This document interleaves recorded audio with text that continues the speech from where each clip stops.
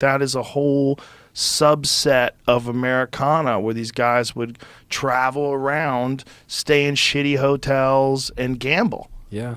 I mean, it's kind of the same picture nowadays too. Yeah, there's still a lot of that. Oh yeah. Yeah, A lot. it's fucking cool. You know, it's a really cool part of like this subculture that people don't know about. And I've always admired people who did it. I always thought that was a cool way to live your life. It's a crazy, reckless, but the people that did it, they were such fucking characters. They were such interesting people. Yeah, I mean all of them. It's a crazy lifestyle. I don't know if I would recommend it to my kids, but No. but it's I mean, yeah. It Maybe you exists. would No. if pool becomes something really big. You know, if pool does grow to the point where there's $1 million purses. Absolutely, but not the gambling side. You know, No. I went No, through I no, went through no. a lot of that, and it's shady. Did you ever get in a situation where people pulled out guns or people were robbing people? No, but my friend did in Philippines What happened? once. Well, he beat the guy out of a small amount of money, and the guy didn't want to pay him, and he wasn't even like pushing him to pay. He was like $100.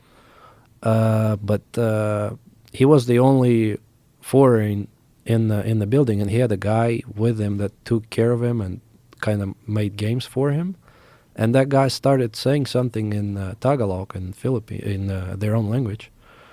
And the guy pulled his gun and like started shooting in the air, like trying to say that I'm not playing here. He was like an authority or something. For $100. I mean, Imagine what it'd do for 51,000. gambling junkies. Yeah, For that's you. the thing. Gambling junkies. It's not about the money for him. Right. And there's so many of those guys that are connected to underworld characters.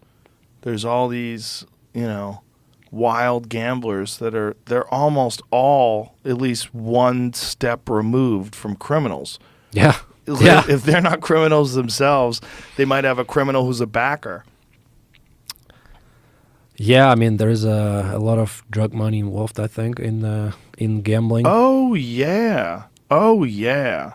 There was always guys that were backing people back in my day when I was hanging around New York, where there were just these guys that were drug addicts or drug dealers. They were selling coke, Yeah. and they had that money, and that was how they burned the money. They would come in and gamble it. Yeah, do the same thing tomorrow. Yeah. I remember one time we went to Harlem to play this guy because these pimps, they would have a ton of money, and they would play big money one pocket. And so we went down to Harlem, and here I am, this dorky, fresh face. I was your age.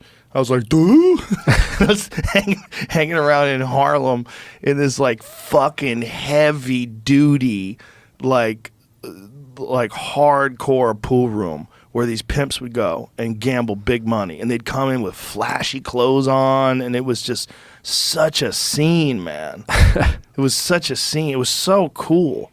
It was just so, just to sit there. I mean, I wasn't playing those guys. I sucked. But I was with my friend Johnny and this guy, Mount Vernon Tommy, who was like a real top player from the area. And they were all, and this guy Juan, who's also this killer.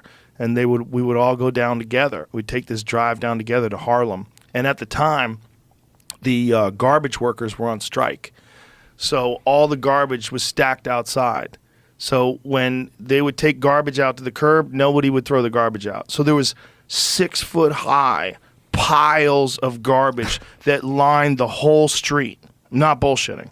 So you'd walk down the sidewalk and rats would be everywhere. I mean, everywhere. You'd see the garbage bags moving. They would scramble in front of your feet. I'm like, oh my God. Like, I grew up in the suburbs of Newton, Massachusetts, right? That's where I went to high school. I was in this like very nice, upper middle class neighborhood. I was this fresh faced little cute kid, and I'm wandering around with these degenerate gamblers in a pool hall in Harlem filled with pimps. Wow.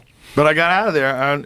I wouldn't trade those experiences for the world because it was so interesting to see that the subculture of these gamblers and pool players, and all they cared about was like, who's the killer?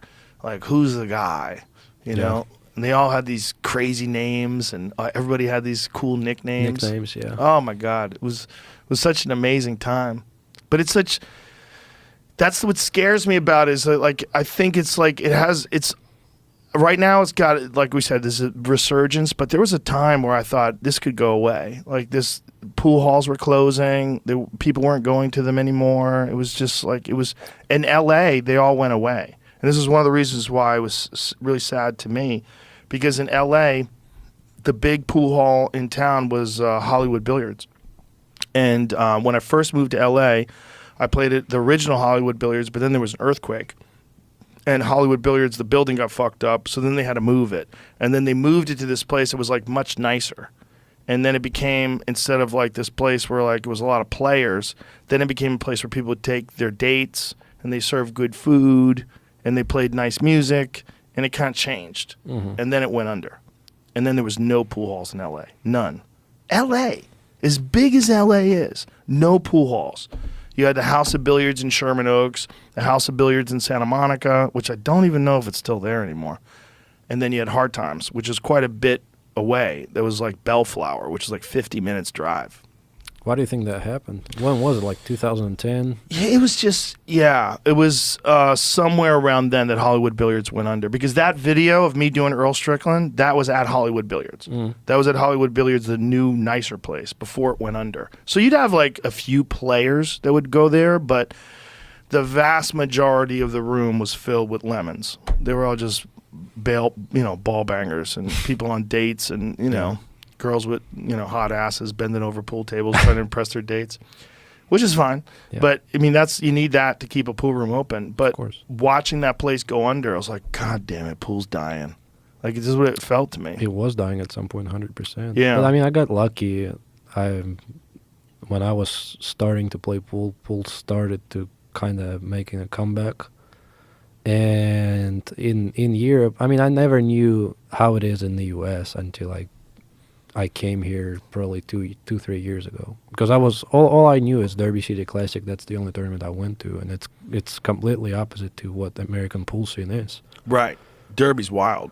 Oh, it's crazy. If you never experienced it, it's even tough to describe it. It's crazy. It's first floor is the tournament, and then you go upstairs. It's completely different life. I mean, you have people just live there in that action room for 8 days, just playing nonstop, 24 hours. You have the players that come in at like 3 or 4 o'clock because they were sleeping before, just to come and play at 3 or 4 o'clock with people that been playing for days, and just trying to take advantage of them not sleeping. It's it's unbelievable.